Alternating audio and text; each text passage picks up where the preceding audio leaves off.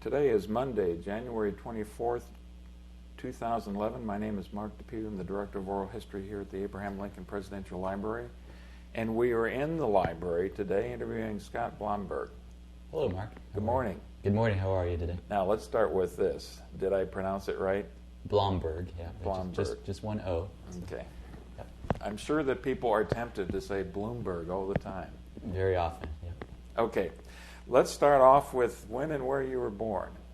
I'm from Minnesota. I was born in 1974, June 22nd, 1974, in the city of Edina, Minnesota. And I grew up in a suburb of Minneapolis, just south of Minneapolis, called Burnsville, and lived there my first 18 years, which is where my parents still live. We should have mentioned here to begin with that I'm interviewing you today because your experience in the military, and you're a veteran both of Kosovo, which most people know very little about, and the Iraq War in 2003-2004. So that's why you're a little bit younger veteran than I normally am used to interviewing. That's true, yep. That's good. Tell me a little bit more about your parents and what your parents did. My father is Donald Ralph Blomberg, and he's a retired plumber now. He worked for the University of Minnesota. Was there for about 30 years, actually, at the same position. So we had a pretty stable family. Didn't move and didn't change jobs much. He did have, prior to his work at the university, he did work some different jobs in plumbing as he worked his way up to get to that position. And he actually had a little military history himself. He was told when he was around 20 or so that he was going to be drafted for Vietnam. And so based on some recommendations, he joined the Air National Guard during the Vietnam War, and out of self-preservation, I think, and yet at the same time, I think he enjoyed that time too. So that was my father. And then my mother is Kathleen Marie Waller was her maiden name. She was raised in Milwaukee, Wisconsin. Stayed home with us, watched other kids as well. It was kind of her job when we were young, and then she became a legal secretary, which she did for many years. And they both retired about a year or two ago. How many other siblings do you have? I have one older brother, David, and he's an engineer now. He lives in Minnesota. So you grew up in the late 70s and 80s. What was it like growing up in Burnsville, Minnesota at that time? What was your life like? At the time, I didn't realize how good I had it. I think from a standpoint of my growing up, if I could duplicate that for my family, I think it'd be great for my kids. We were in a neighborhood that my parents moved in when the neighborhood was being built up, and we were on a circle, and all the other neighbors, same type of thing, where they moved in within a matter of a year of each other for the most part. They all had young kids, so we grew up knowing all the kids, the same ages, playing in the yards, and it seemed like none of the families moved. So I still know most of those families when we go back home. I know most of the surrounding neighbors and their kids, and then now the grandkids, and so it was wonderful. And we were real involved in our church growing up, so I had that made a lot of good friends there too. So. What was the denomination of the church? Assembly of God is my parents' denomination. My wife, which we'll get to, I'm sure, was Lutheran. So we kind of Assembly of God, if you're familiar, is fairly evangelical, meaning very boisterous with their worship. And my wife was raised Lutheran, and we found the happy medium with the Baptist church, which is what we attend now. Yeah, Lutherans aren't necessarily known for being boisterous in their services. Right. Not so much. So anyway, it was wonderful, and I have a very independent spirit, and it's something to me because I growing up, I knew I could have a deal with going to University of Minnesota, which is a great school. My dad, being a plumber there, it would have been a really good setup to go to school there, but I pretty much only looked at schools that were far enough away that for college that I would be on my own. And so, let's not get you quite to that point yet. Tell me a little bit about high school. Did you go to Burnsville High School? Burnsville Senior High School, yep. What activities did you get involved with? I worked quite a bit during my during senior high school. I was very involved in the band, marching band, jazz band, concert band. I played trumpet, and that was really my main outside activities besides school. And then I worked on a farm from probably about the age 12 or 13, which my brother had started working at, and it was a produce farm, so we harvested corn, cabbage, tomatoes, basically not feed corn, but sweet corn, and so it was all vegetables that you would bring to market, and it was fairly labor intensive. We did that during the summer, and then during the school year, I worked at a produce section at Cub Foods. That's an interesting mixture you had. Yeah. So I saw the harvesting of it, the delivery of it, and then the receiving of it. So in fact, when I worked at Cub Foods, we often would receive shipments from the people I worked with at the farm too. Was Burnsville a suburb of Minneapolis, or was that more in the rural area? It's a suburb. It's fairly well populated. I would imagine not many of your buddies had the experience of working on the farm in the summer. No, it was hard work too. But yeah, it was. But I made some good friends there, and me and my brother, he got the job first, and he worked there for I think a year or two before I did. He's older than me, and so he and I did almost everything together. He started at Cub Foods also prior to me, although at a different store. And so a lot of ways I followed in his footsteps, and he and I were very close. We did almost everything growing up, and we even went on some trips together to Boundary Waters that he and I would put together these trips. He was the main organizer for it, and we went up there probably about 7 times, taking different friends with us, which now when I look back, for a 16-year-old and a 14-year-old to up and take their friends on a trip to a remote area is remarkable, but we were pretty responsible, I think. What was your brother's name again? David. Okay. Yeah. As you got close to graduating from high school, then what were your intentions with your life? Did you know? I did not. No, I knew I was going to go to college. I took my studies fairly seriously, and it wasn't even an option or a consideration to do anything except for go to college. In whose mind? Your parents or you, or both? Probably both. And it was never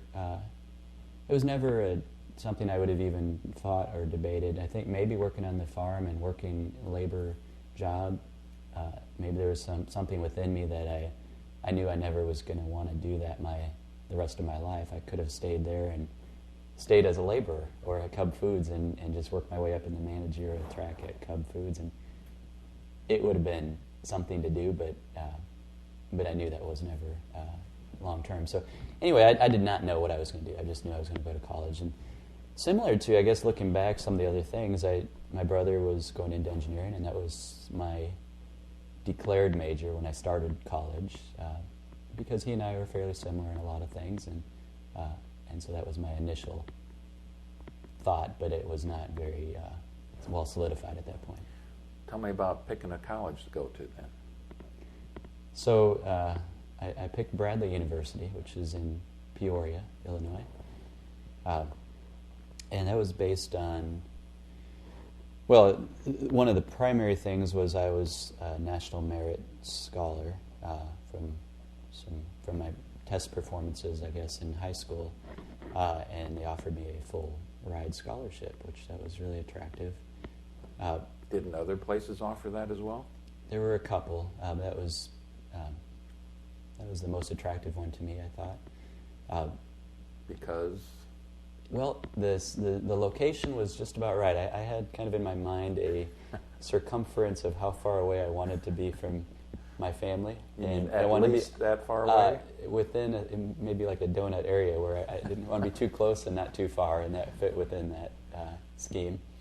the size of this school was very attractive. One of the schools I had looked at that Case Western was a very good engineering school and about the right size and location, but the ratio of males to females was a problem. So there were several factors I looked at, I guess, and I'm that type of person. I even would write down the pros and cons of each thing and kind of weigh it all out in writing. I'm very much visual on those things, and so I remember going through that whole debate. I did apply to MIT, and that one, it's really interesting. I may have gone, but my guidance counselor, who had to write one of the recommendations for it, it just stayed on her desk and it didn't make it, and it was a really frustrating thing to me at that point. But then looking back, life would have gone much differently, because I met my wife at Bradley, and I didn't end up going into engineering anyway. So that was probably MIT's main forte at that point. So anyway, it is remarkable sometimes the pathways that life takes you on, and how little things can change, have a maybe reverberating effect throughout later on. But that's one thing I definitely remember. Can you walk us through the progression from engineering to something else? Sure. Yeah. So I was only in engineering as a major for one semester. So I did the first semester of classes with the declared engineering majors, mechanical engineering, and I did fine. I got A's in the classes, and it wasn't. Math is definitely something I do fine at, but once I got into, actually, we had projects where we designed something like one of them was design an egg launcher that would launch an egg over a wall, and it had to get over the wall, self-propelled, use rubber bands or whatever to make it move, and then everything had to be self-propelled, and when it would hit the wall, it had to get the egg over the wall and land without breaking the egg. And we did, and we accomplished what we had to do, and it was not something I could ever, after going through that whole semester, I didn't want to do that my whole life, of just making egg launchers? Well, my brother is much more inclined to taking things apart and knowing how the mechanics of it all worked, and so from that aspect, he and I are much different. I don't get as much of a kick out of those things as anyway. So what I really started to look inside, and what was the most interesting thing to me was the human body and how it came together and how it all works and all the parts of it. So I just chose biochemistry as my major, and I still didn't know what I was going to do with it, but I just knew that if I'm going to study something, it's going to be something I really find interesting. So that's what I went into at that point, was biochemistry. When did you make that change? At the midpoint of my first year. Okay. So early enough that you didn't waste too much of your academic time. Yeah, it didn't really slow me down. I still graduated on time, and it was fine. So yeah. Although it was to my current, the engineering professor that was kind of my counselor at that point, it was a big deal, but it really, looking back, it was not. Mm-hmm. The scholarship you received, did that pay both room and board and tuition? It paid tuition, and I think it was just tuition. I believe I paid room and board. Yeah, it was just tuition, and I paid for books, so it was just a purely tuition scholarship. Did you continue to work while you were in college? I did. Yeah, I'm a working maniac, I guess. I got a job. So that first summer after my freshman year, I went back and worked again at the farm, and I don't know if I worked at Cub Foods then or not. I can't remember. And then I got a job in my sophomore year at U.S. Department of Agriculture, which is right across from Bradley University. So the location is perfect, and I worked with a chemist named Gary Nothi. I was pretty much his lab chemical worker. So he was studying selenium.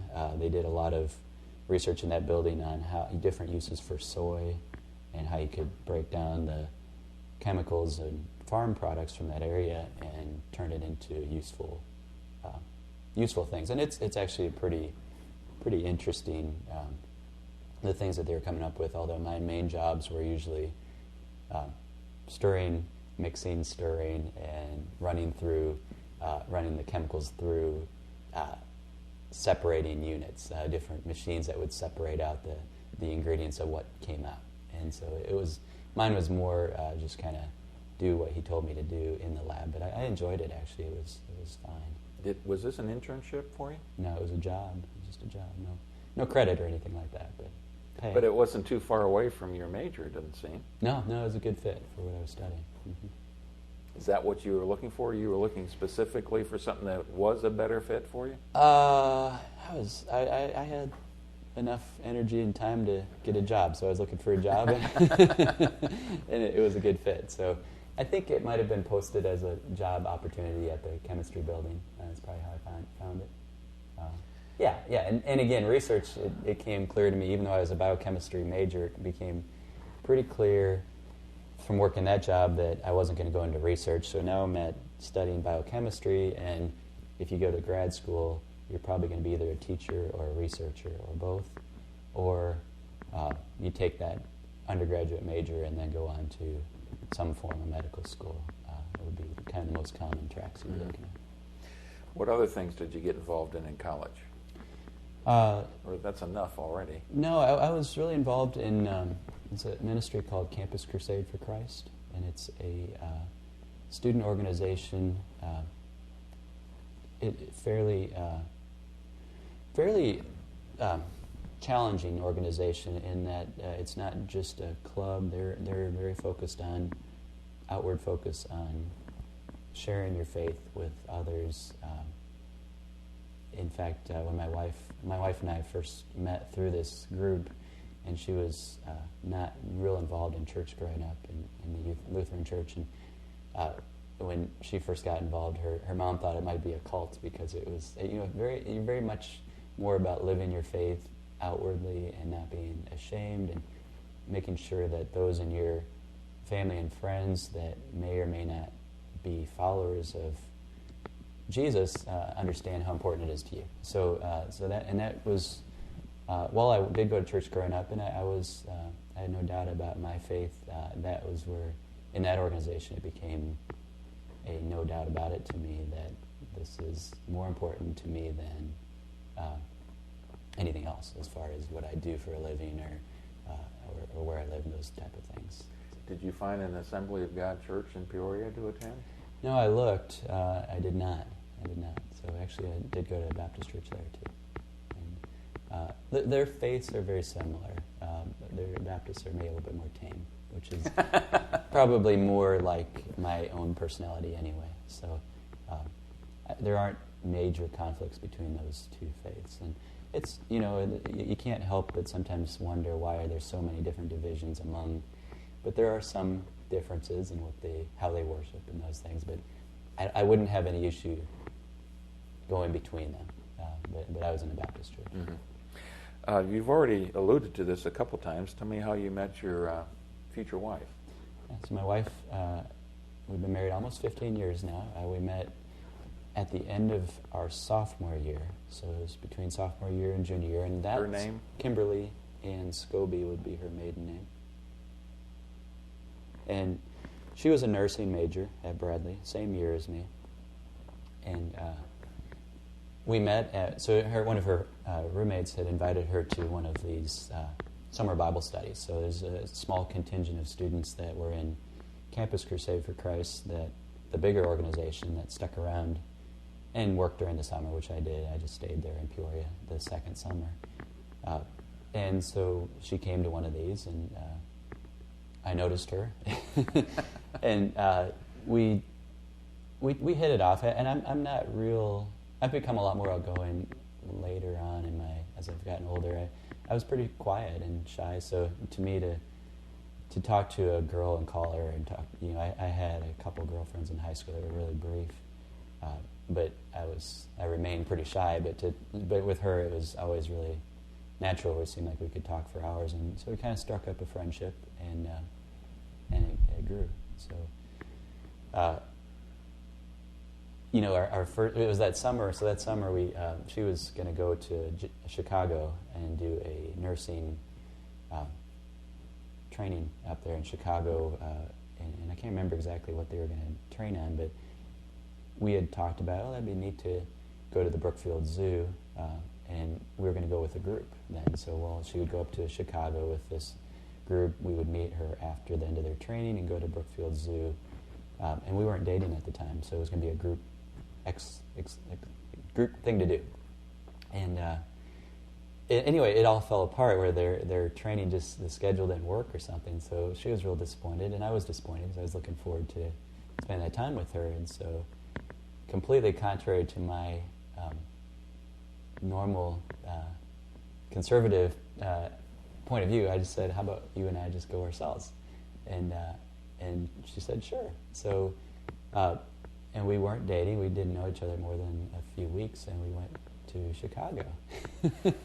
But you know, it was fine. And so while we were there,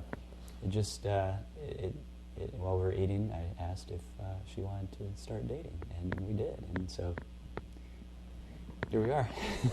Was that one of those things where you look back and say, "Well, I think that whole trip was supposed to come apart"? Yeah, I do. Looking back, I don't know if I would be real comfortable with my daughter going with some guy she met to Chicago, you know, on a road trip. But or to the Boundary Waters. How it all came together, yeah. So and we dated throughout the next 2 years of college, and the week we graduated, we got married. Well, let's get towards that last year in college. What did you think you wanted to do with your life other than get married at the time? Yeah. So I had decided to go to medical school at that point while we were dating, and hadn't realized that I was studying for the MCAT and all of that, and didn't realize that my wife, the nursing major, was not okay with me going to medical school, and even said that I wouldn't marry a doctor, because they're too much on call and their family life is all screwed up. And I think she had maybe a skewed image from seeing the residents and their situations, but so it kind of put the brakes on it. And so we talked a lot about it, because I knew I wanted to do something on that line. And it came out that dental, vet, optometry, those fields were not quite so bothersome to her, and I was fine with any of those, and just kind of researched them and picked optometry. So it wasn't any kind of, again, it was one of those weigh the pros and cons, and looked at the whole. Does that mean you had a chart with almost? Veterinary school? I may have. You know, I sound like a nerd when it comes to some of these things, but I may have. I definitely did a lot of research on it, and I think I made the right choice. I really like what I do now, but that's how I came to that decision. And do you recall any of the specifics of what pulled you more towards optometry? Yeah, it really came down to optometry or dental, and I think I probably would have been okay with either one. I don't know if I can think of anything particular between those. I think I'd be good with doing either one of those. It wouldn't bother me. So I just went with one. I do remember there's one of those studies, I'm sure people have heard these before, that dentists have high suicide rates, so that's something that gives you a pause, like why are they not happy? But I don't know if that was any kind of a big sway. I really don't know anything more about how I came to that final conclusion. But well, there's one other sticking point in here, Scott. Mm-hmm. You got to go to medical school, and that gets to be expensive. Yes. It sure does. So I picked optometry schools. They're fairly limited in the numbers. At the time, there was 12 schools in the country. This would have been, what year did you graduate from Bradley? 96. Okay, So, but got married when? 96. So I graduated, it had been around May 20th, and we got married May 25th, that same week. And in between the graduation and the wedding, we moved our belongings to where we were going to, which was Columbus, Ohio. I ended up going to optometry school at Ohio State, so we came back and got married. Where'd you get married? In Decatur. So my wife is from Decatur, Illinois, at the Lutheran Church there, St. Paul's Lutheran. So yeah, we when we were picking the schools, they really are pricey. You're right about that. And there's a school in Chicago, ICO, or Illinois College of Optometry. There's one in St. Louis. UMSL, or University of Missouri St. Louis, is an optometry school. What did you call it? UMSL, UMSL, is one of them. ICO is one in Chicago. There's one in Indiana, Memphis, and Ohio State. And those would really be the main ones that would be within driving distance of here. Were you a resident of Illinois at the time? No, I was a Minnesota resident still. Yeah, and she was an Illinois resident. So Ohio State, if you're married, considers you a in-state resident from the first day, which cuts your tuition in about a third if your wife has a job. So she had to quick get a job before school started, which she did, but she didn't have her nursing boards all the results from that, so she ended up working as a temp just to get a job. She did temp work for a little while so we could get residency, and then she ended up working while we were in Columbus at the Red Cross and then the county health department there in that area, which she really enjoyed. And I went to optometry school, and that's a 4-year school, so it was from 96 to 2000 at Ohio State. Go Bucks. And again, it's an expensive proposition, so how had you continued to work or building up some debts? Yeah, or so I wife worked. working? I worked at Battelle that summer, and this is really remarkable to me looking back. Battelle is they're kind of a contractor to the military. Battelle in west of Columbus, Ohio, does chemical warfare treatment and devices. So they developed or helped develop the gas mask, for example. And one of my jobs that summer, having no military background at all, they gave me a gas mask, the complete put-together gas mask, and they said, we would like you to take this apart down to every individual piece and put it back together and do that enough times to where you can do it comfortably, and then write directions on how to do it so anyone can understand. And which I did, and having no idea that I would ever go into the military or wear those in combat.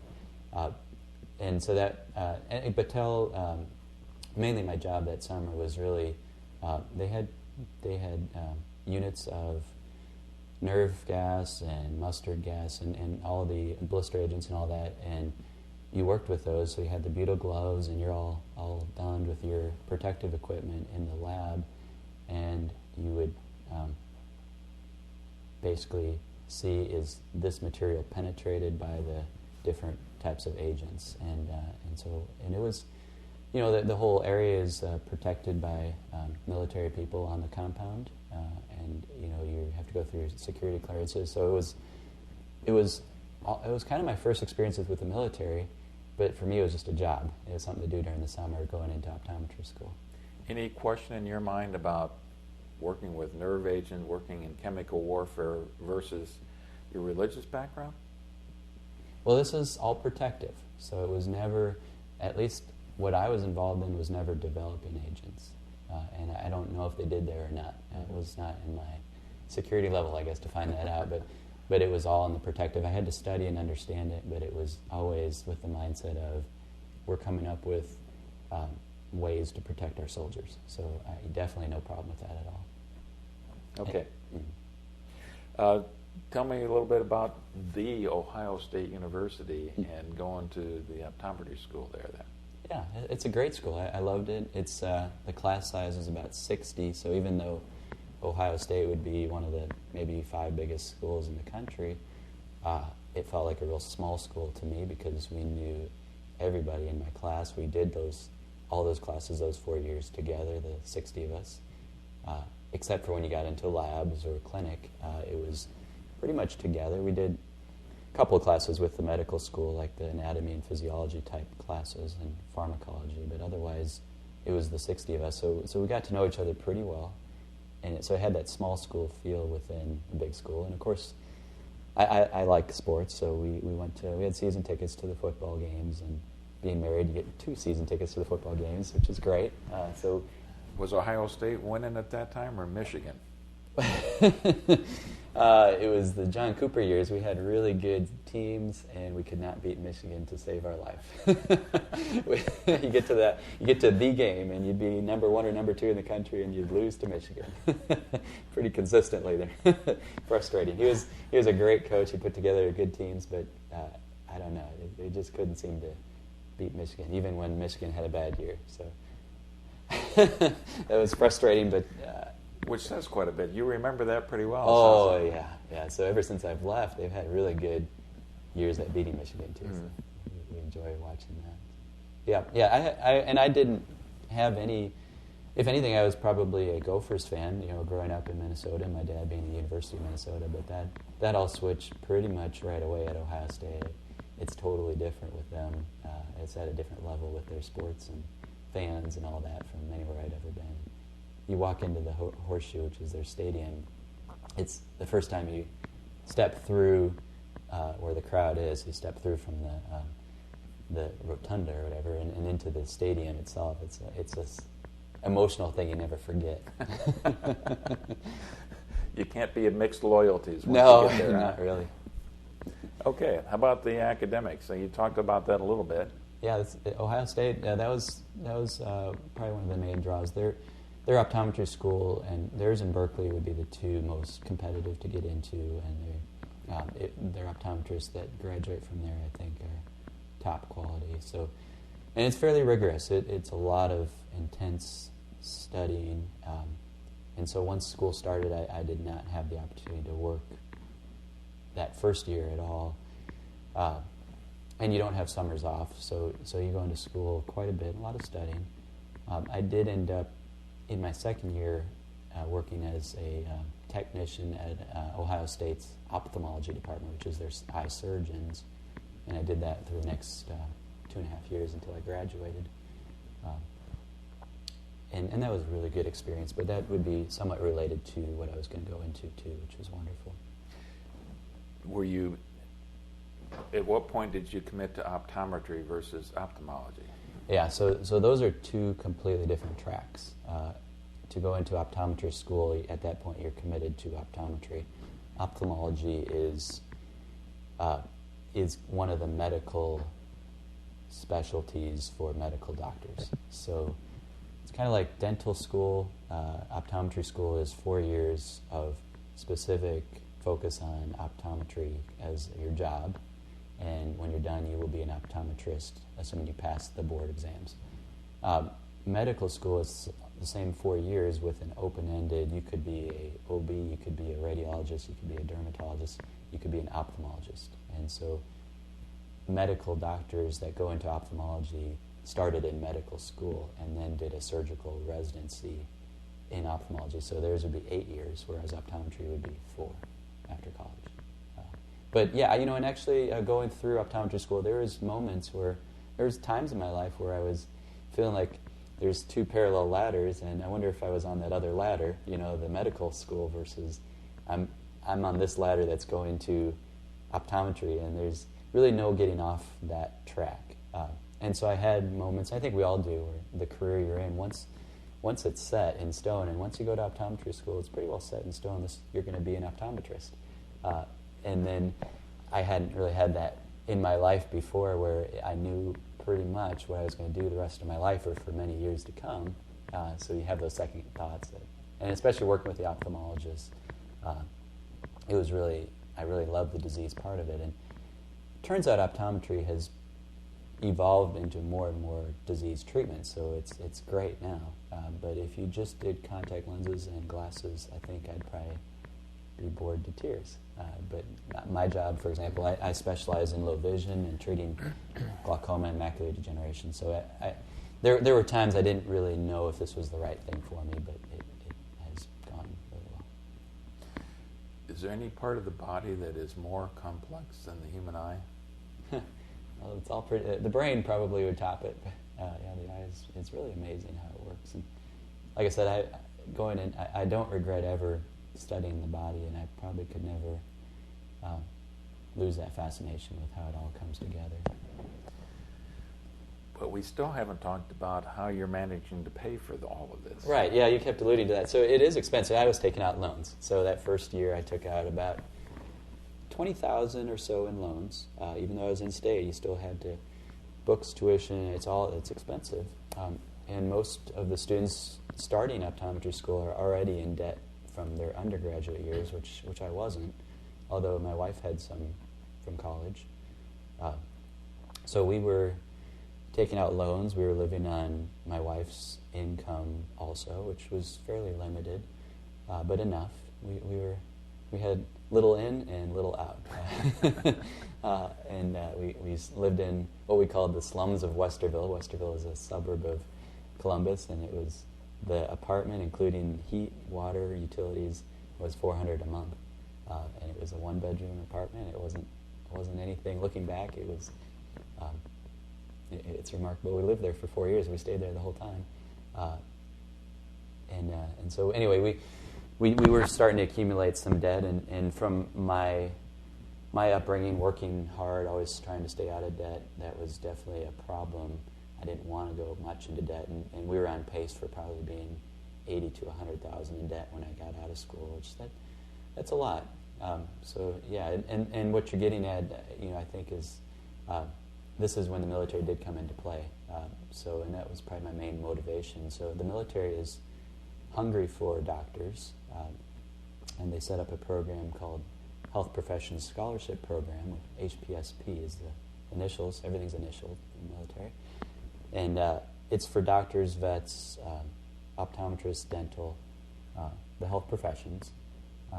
And the deal is that they will pay for active, or for you being in school, they'll pay for your tuition, books, living expenses, monthly stipend, completely, and you'll pay back equal number of active duty years. So it'd be either 2 years, and it had to be a minimum of 3 active duty years. So if you did 2 years of school, you'd owe back 3 years. If you did 3 years of school paid, you'd owe back 3 years. And if you did 4 years of school paid, you'd owe them 4 years of active duty. Well, I wasn't aware of the program until I got to school. And midway through my first year, got real interested in it and applied for the Navy one, and Air Force was not needing any optometrists at that point, so I applied for the Navy one and the Army one, and I was accepted for the Army one, and it's fairly competitive. At least the Navy one was, and I didn't make that. And you're competing against other optometry students who are very good students and all that. So, and some had prior military history too. So anyway, the Navy would have been really nice looking back. Their locations are probably a little better. But I made the Army one and accepted. And there was another classmate of mine, Aaron Betts, that also was in the same boat as me, that did the Army scholarship. And neither one of us had any military draw other than the finances for the most part. But both of us were patriotic. Neither one of us had any problem with serving either. You weren't the kid growing up who played Army. I did some of that, but not thinking that I would. Or there was, certainly once I got to high school, college, it was never a thought of, I think I want to go into the military. We haven't mentioned your parents for a while. What did your parents think about your career path and then your decision to have the Army help pay for it? My parents are really great as far as letting my brother and I, from a very young age, make our own choices, both right and wrong. And they didn't meddle much in almost anything that we did. And they're still like that, which is wonderful. There probably are times that I feel like I wish they'd give me some advice, but probably most people, if anything, would say their parents are too much on the meddling side than not enough. And if I was to take one, my parents are great about that, where they don't get too involved in commenting except for usually support. But I've never heard them say anything like, that's a dumb thing to do, or I wouldn't do that if I were you type stuff. So I did not get anything other than good for you, I hope it goes well type comments from them. How about Kimberly? Did she have an opinion about it? Yes, she did. Well, the recruiter, of course, said that being an optometrist, you're going to treat soldiers and their families and retirees, which the bulk of those are stateside. If you go overseas, it would be to somewhere like Germany or Italy or Hawaii. I'm throwing out all these exciting places in the world, and that's where the bulk of Korea. No, that didn't come up. And you go where the bulk of soldiers are. So it's we asked about, well, what about deployments, and what he said made perfect sense. Why would they need an optometrist in the middle of the fighting? They need you back in the back home, treating them when they get home and those things. And it makes sense. This was what year now we're talking Well, this about? would have been 97. Mid-97 sometime? Yeah, I think so. I think towards the end of 97, I believe. And putting it into some kind of context, then, this is a peacetime army, essentially. There are occasional deployments. There had been a deployment for Desert Shield, Desert Storm back in 90, 91. Yeah. That's quite a few years beyond it. Yeah, he even did some research for me, maybe in the book person, and found that the last deployment of an optometrist was during Desert Shield, I guess it would have been, which was true. That was accurate. There had, I believe at least. This was, Clinton was in office at the time. We were in Bosnia, and that was pretty much it for what the military was really doing actively beyond just their routine training and exercises and all that. So, and it had been a long time since the military really had done much significant, what we consider war. So Clinton's in office. It didn't seem like it, so we're thinking 3 years. I've got a guaranteed job. I know what I'll do.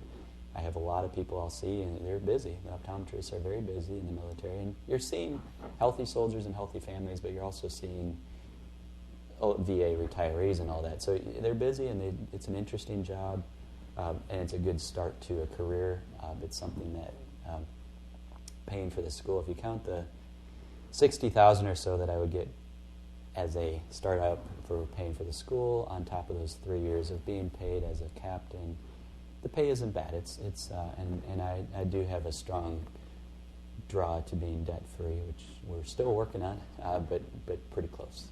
And that helped a lot with that. And that was probably the main thing, was that deal was maybe too good to pass up.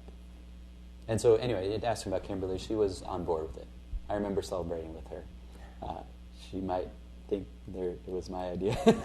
No, it was, maybe it was more my idea than hers, but she was supportive, and she's always been very supportive of the things I would have our family do, I guess. And she's well, essentially then what you received was a $60,000 scholarship?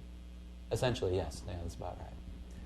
Tuition and room and board and books and lab fees? Yes. So the room and board is in the form of a check. I think it's about $950 per month check. So how you do your room and board is up to you.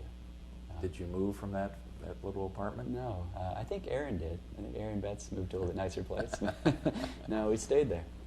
We were fairly content. We'd shop at Aldi and eat beans and rice, and it was okay with us. What kind of military training then did you receive while you were still in medical school? None. I was considered a inactive reserve. I did a commissioning. So this would have been as I started my second year of optometry school. I did a commissioning, and so I raised my right hand and took an oath, but did not have a uniform. Had not fired a weapon. Did not know how to salute.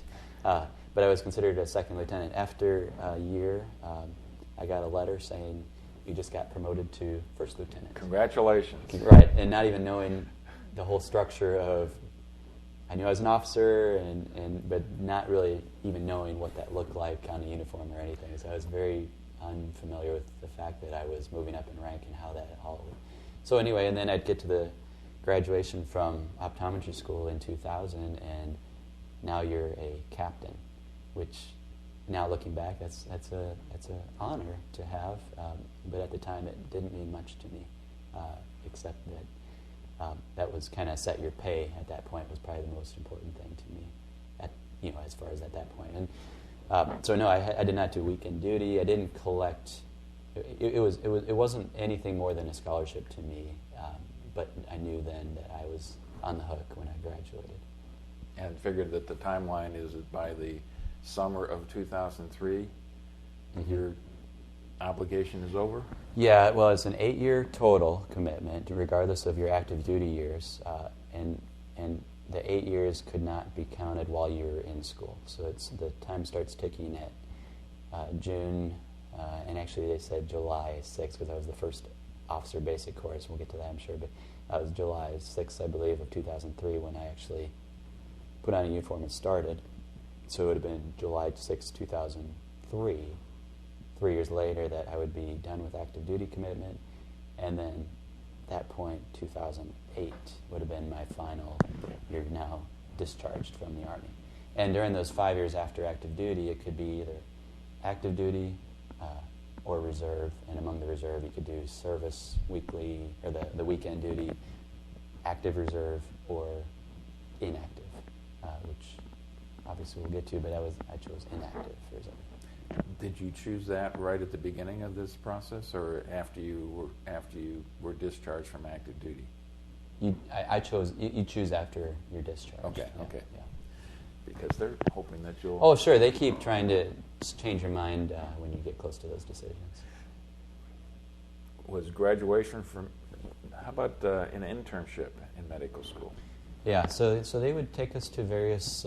You would serve at various places, and I probably should mention in my 4th year of optometry school, Kim got pregnant. So we had our. Actually, I guess she got pregnant right at the end of my 3rd year, because we had Logan, our son, November of 1999, during my 4th year. And then your 4th year, you're doing rotations to specialty clinics, pediatric hospitals, or VA hospitals, and various places. Well, I knew my officer basic course was going to be in San Antonio at Fort Sam Houston.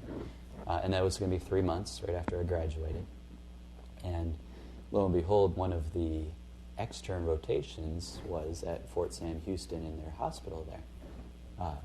And you kind of rotate in, and there's also other military places there in San Antonio. So I picked that for my spring externship, was to go to San Antonio, Texas at Fort Sam Houston, part of school still, and work as a extern student there. An extern student? Yeah, they call it an extern because it's outside of the school. So yeah, that's how the optometry does it anyway. Yeah, externship. Right, and so that's just how they call it. So anyway, I went on my extern site was to where I would end up going through officer basic course also. So and my family came with me, so we moved down there for those few months, and we had relatives that we stayed with in San Antonio from March until graduation. I came up to graduate and went back down to officer basic course, and my wife Kim did not come with me with Logan during the officer basic courses. It was just, basic is not, you're not going to be with your family anyway. So she lived with my parents in Minnesota for those few months while I was in. And so that year was pretty much a year of moves. We were trying to count it all, the number of moves, and it's kind of hard to put it all together, but we were in Columbus. Logan was born in November. We were in Columbus. We moved to San Antonio in March. She went to Minnesota in June. And when I graduated in Ohio State, then she went to Minnesota. I went back down to San Antonio to the barracks. Then we went back to pick up our household goods, which were in storage in Columbus after I finished the basic course. And we moved to where I got assigned. Obviously, we'll get to that, but where I got assigned, which was Fort Campbell in September. So a lot of moving, and kind of the family, we were together and apart in various things. welcome to the Army. Yeah, little did I know that would be more of the same later. When you did an externship, were you able to get to the point in your own mind that, yeah, this was the right path for me to take, that this optometry is going to work? Yeah, I liked it. I really did. I realized that, because at that point I was realizing how much more interesting it was than just doing the glasses part. It was a lot of disease treatment. Fort Sam Houston, San Antonio, Texas has a really high volume of military retirees. There's several bases there, so it's good shopping for them, PX, and retirees like warm weather. And so there's Air Force bases there as well as Army bases, and so you saw a lot of elderly, diseased eyes, which was interesting to me. And I liked it. I really did. And Colonel Glennesk was in charge of the externship sites there, and really good instructor, a really neat man, excellent in the military as far as fitness, and sharp as a whip, and really pleasant. So, my initial experience brought me right in a way that I was starting to like the military, actually, at that point. Yeah. And I continued to. I want you to tell us then about your basic training, your basic officer training experience, because you approached it quite differently than most people going into the military. So what was it? Tell us about it. Yeah, so it was at Fort Sam Houston. They have a camp called Camp Bullis, which is where they do their basic, and this is all of the military medical, or at least Army medical training, officer basic courses are done there at Camp Bullis. Fairly remote, kind of a deserty type setting, and we were quite a mix of people like myself that had absolutely no military experience at all.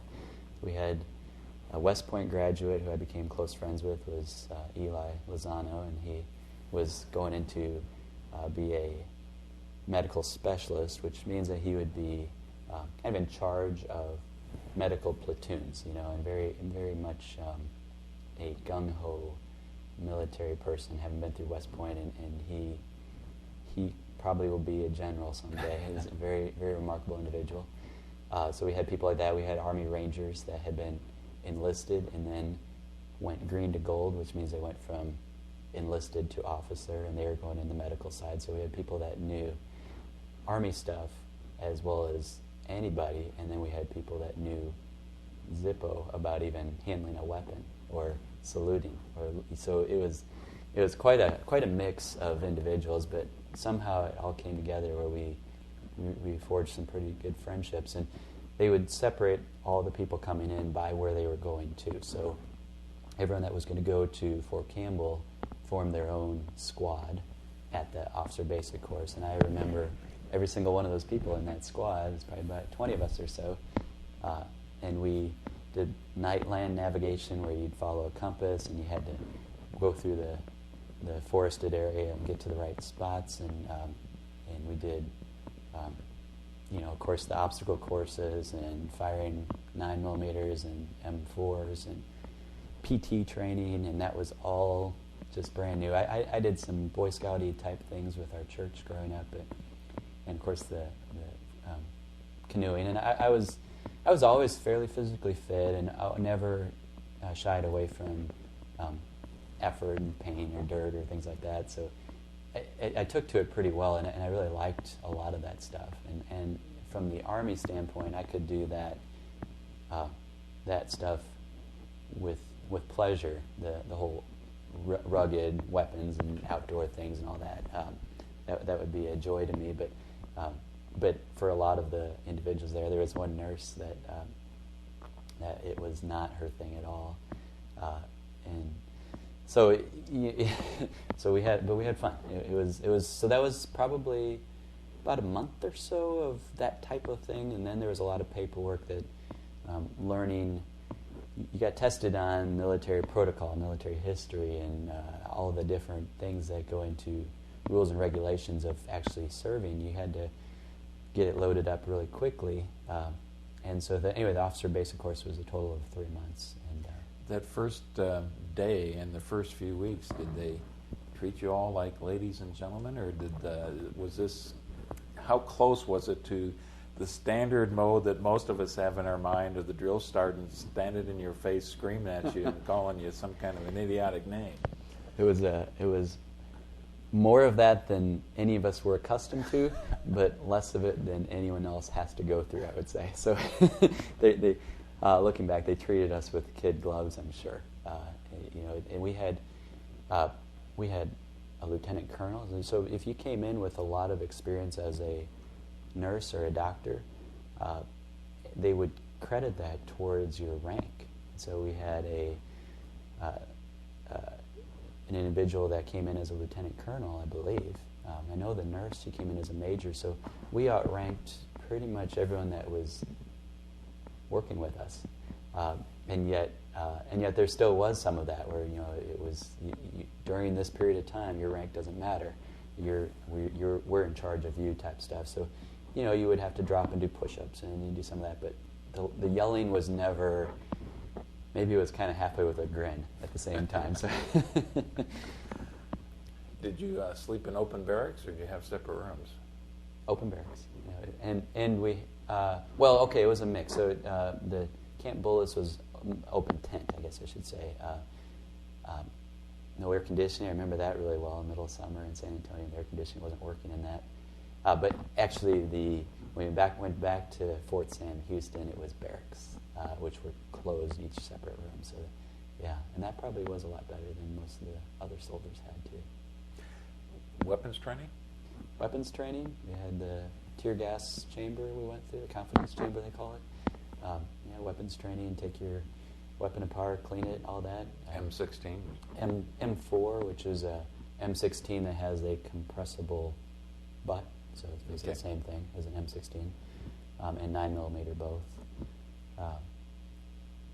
And the PT was probably the most eye-opening for a lot of the soldiers in that who had not kept themselves fit, because you had to, by the end of it, you had to pass your PT test. And so you're talking within 3 months, some of them have to go from being unfit completely to passing a military PT test. One of the issues for a lot of soldiers is also meeting weight requirements. Was that an issue for some? That was an issue for some. Yeah. No, it was. I've always worked out somewhat, and I'd always like to work out more, but it's always been part of what I do. So it wasn't the running. I did not like to run. My knees have never really held up well. Although lately I've somehow gotten back into it with better running shoes. But up until that point, I had not been a runner at all. So that was probably the main difference. But it wasn't difficult to pass for me, the physical fitness test. You talked about a lot of the different things that the classes, the training that the Army was putting you through to get you acclimated to being in the military. I'm not sure how I want to phrase this, but you're in the medical profession, and there's ethics, there's a code of conduct, there's expectations of what it means to be a physician, and also there's that same set of ethical code and traditions that goes along with being a military officer. Did you have some training in that? Did you begin as a group to wrestle with the ethical issues? We definitely did, and that was even some of the classes that we took were specific scenarios, and there isn't always perfect answers to some of those questions. It was pretty well instilled in us, though, at that point that you are a soldier first. And a doctor is what your job is within the military, but you're a soldier. And as a soldier, you will uphold the Constitution and you'll support the president and your superiors. So that was the priority. But obviously there are gray areas. What if your superiors are asking you to do something that's contrary to your optometric oath, which is part of like the Hippocratic oath, do no harm type stuff. And so we did have to wrestle with some of those questions, and I think the military handles that pretty well as far as not being heavy-handed on, our military, even though it's very much top-down hierarchy, each soldier is very much encouraged to be a thinker and thinking on their feet to do the right thing at that instant, rather than what command did I have. If there's gray areas, you're really trained to think rather than just do. So, yeah. Coming out of the basic training then, had you rethought your decision to go into the military? Too late. No, but I knew when I got there where I was assigned, which was Fort Campbell, Kentucky, and I knew that at Fort Campbell was the 101st Airborne. So it was my luck of the draw was good and bad. Fort Campbell is not a bad part of the country. It's pretty area, and it was from Decatur, from where my wife's family was, about a 6-hour drive, and probably the next closest would have been Fort Leonard Wood, which was not such a nice, beautiful area. Or I guess maybe not the city. There wasn't anything to be. Well, Fort Knox, Kentucky, as well. Fort Knox, Kentucky. Yeah, there's a few that would be as close, but none much closer, and none really better as far as the city, because we were close to Nashville, and it's a nice area. So, I guess I felt like I got an okay draw, but I also knew that it was fairly active division, and 101st had enough reputation that I was aware of that. Did that give you cause to think back to that recruiter who was telling you what kind of a career you're going to have? Well, yeah, but still the military wasn't too many places, so I thought 3 years I can make it. And it's probably going to be 3 years, do my time at Fort Campbell, be with a bunch of hooah soldiers that are crazy, and I'll do my thing, and we'll be done, and I'll have my debts paid. So, yeah. At that point in life, you're going with the flow, sounds like. Sure. Yeah. At that point, once I made the decision to join the Army, a lot of steps had been dictated for me the next several years as far as where I'd go and what I was going to do. But yeah, and a lot of our life was really wrapped up in our child, who fortunately was great as a traveler, a very content baby, one of the easiest kids to raise from. He's just a content kid for the most part. So, how much choice did you have in picking Fort Campbell and or the 101st? Didn't. It was those things were assigned. They did ask. I think all of us gave a preference on: is there a certain region of the country you would like? Those type of things. But it really comes down to the needs of the Army. So it was not very much of our input on any of that. Okay. Tell us a little bit about the 101st Airborne Division, because I believe at that time it was still being referred to as the 101st Airborne, and then under parentheses behind that was Air Assault, right? Very good. Yes. Yeah. So, and that's I think that's still the case, I believe. And I was not assigned to the 101st Airborne. I was assigned to the hospital at Fort Campbell at first. So they had a division optometrist, Bob Jarrell. And he was a couple years older than me. That he was at the 101st Division optometrist, and then I was assigned to the hospital. So he was treating mostly soldiers at that point, getting them their BCGs, and they started Frame of Choice around that time, which is where they could pick their style glasses and fit the. There's special forces and special ops. There's a lot of that at Fort Campbell, and you could fit them with contact lenses, so he did that. And then I worked at a clinic which was attached to the hospital as far as, not location-wise, but from logistical standpoint, as far as control. It was part of the hospital, and saw patients, both soldiers and non-soldiers, there. And so I acted, even though I put on a uniform and every day would walk in and all that, I acted like I do today. I went into work, saw patients, and went home. PT was on my own. I just had to pass a physical fitness test still, I think between 4 and 6 months, I'm not sure how often, and a weight test and urine test and some of those basic ones to make sure I was within their standards, but did not really have any kind of assemblies or formations and all those other things. I did get rated by the hospital's administrative officers and as how are you doing, but it was always pretty much working as an optometrist for that first about 9 months or so that I was there. Maybe not even quite that much. Maybe 6 months. And it was fine. I guess that was what I envisioned all 3 years were going to be like for me. And midway through, I guess it would have been probably around December or January, somewhere in that time frame of 2001, Bob Jarrell approached me and said they would like us to switch jobs. And the reason for that is if you and I, who both have a house, want to stay at this same base longer, we can't stay in our same job for more than 3 years. And he said, I don't think you're going to be able to stay at your job, and this was true, I don't think you're going to be able to stay at your job for the entire 3 years as the hospital optometrist. And so, and I'm definitely not, he needed to move on fairly soon, within the next year, I think. The military doesn't like you at the same job too long.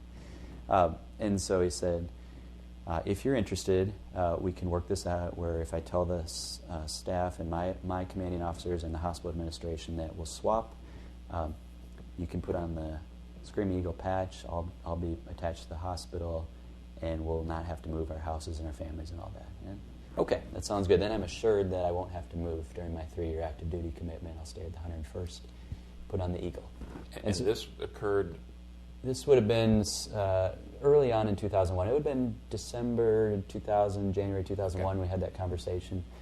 And I was fine. I said, we can do that. And I hadn't completely given up the idea of even staying in the military, so having a 101st experience was really good. If you're going to stay in long term, that's something you could never lose, and it's good. So we did that, and we had an agreement that okay, we'll go ahead and do a swap. Well, it wasn't a lot later than that when the 101st got orders to go to Kosovo for a 6-month tour, and Kosovo is. It was a peacekeeping mission, and NATO had been there for, I think, a few years already up until that point, and it was an established mission, and you're just going to go and be there for a while. And, well, the week I found out that the 101st was going there, we'd already agreed that we'll do the swap. It was looking like it was going to be me for the whole 6 months. I'm like, that's not that cool. That week, I found out that Kim's expecting our second child. Which should be arriving August of 2001. And so that was going to be right in the middle of the whole Kosovo thing. And so now things are looking down on the military at that point. This isn't going quite so hot. And I had no, Bob Jarrell, Dr. Jarrell was not anything that he contrived. It all kind of came together the wrong way, schedule-wise for me, but he was a wonderful man, and he still is. So anyway, he was very good about it. He said, you know what, I'm still 101st Division, you got your orders to switch, but because of our switchover, we can have 2 division optometrists, and I'd like to go too. Why not just go for a few months, and we'll take the 6-month tour. One of us do 4 months, the other one do 4 months or so, 3.5 months, and we'll have a month overlap in the middle to make sure the other one's up to speed and go home. And he said, we could do that. What's a few months over there? And I knew I was having a baby, and I told him, and he said, well, okay, so would you prefer the first half or the second half then? And I said, well, the first half would have taken me up through August, looking right about close to our due date, and the second half would be leaving right before Faith our baby would have came. And so I said I'd rather do the first half, and that way if I do miss the birth, at least I'll be coming home shortly thereafter. And so that's what we did. Was there any expectation that now that you're a divisional officer, you have to get some training, some of the military training? Yes, it all changes at that point. You're part of the 101st, so you've got to do PT with the unit. You've got to, they call you in for formations. You're in. They do random things. You know, the 101st, they'll do random things. Just show up with your all your battle rattle ready to go, just to see if you're ready to do it. So yeah, that was a eye opener for me, probably as much of an eye opener as being in the military in the first place. And well, maybe somebody in the military doesn't have a clue on what you're talking about with battle rattle. The helmets, the flak jackets, or whatever those things that you have. The web gear. The web gear, all that stuff. And I remember Bob Jarrell walked me to the headquarters of the 801st. 801st Main Support Battalion is a attachment. It's a battalion attachment to the 101st Airborne, and they support vehicle maintenance and medical, and it's a support logistics for getting supplies. It's a support attachment to the 101st to make sure all the three brigades are taken care of, ready for the battle, or taken care of after the battle. And so I remember walking over to the 801st to get introduced to the lieutenant colonel there. Bob Jarrell walked me over, and we're kind of doing all the introductions and everything. Well, anyway, on the way over there, I got saluted by one of the enlisted, and he was a first sergeant, which first sergeants take things really seriously on military protocol and all that. And air assault, and very, very crisp and sharp salute. And being at the hospital and the clinic, you walk in and out, and you're with a group of people that are halfway soldiers. So I responded with an air assault, and it was not to his standard. And so he called me on it and said, "What kind of salute is that?" And it's being called out by someone that you outrank.